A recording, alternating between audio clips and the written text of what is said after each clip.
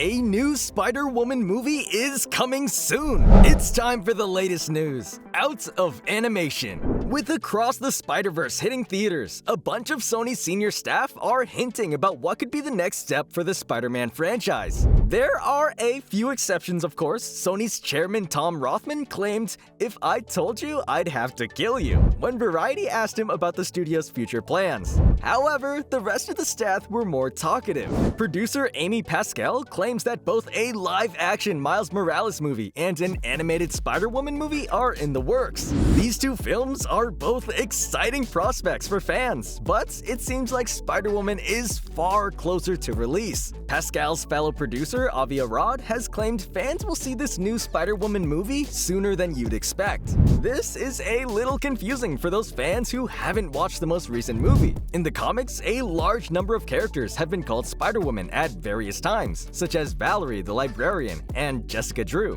While Gwen Stacy originally used that name in the comics, her book used Spider-Gwen as its title. Eventually, she took the name Ghost Spider, specifically to stop people confusing her with all the other Spider-Woman. It's very likely that this film will focus on Gwen's adventures. She does clearly use the Spider-Woman name in Across the Spider-Verse, but that hasn't been confirmed. The new film did introduce Jessica Drew to Sony's continuity. A spin-off focusing on her would make sense. Across the Spider-Verse even created a whole new female spider in Malala Windsor. While she uses Spider UK as her hero name, fans are naturally referring to her as a Spider-Woman. For all we know, this new movie could be about her. There's even one existing film that may be what Arad and PASCAL were referring to. Sony's Madam Web is due to release February 16th, 2024, and one of the two main characters is Julia Carpenter, the second Spider-Woman. Even if this movie isn't called that, with two female members of the Spider-Verse taking central roles,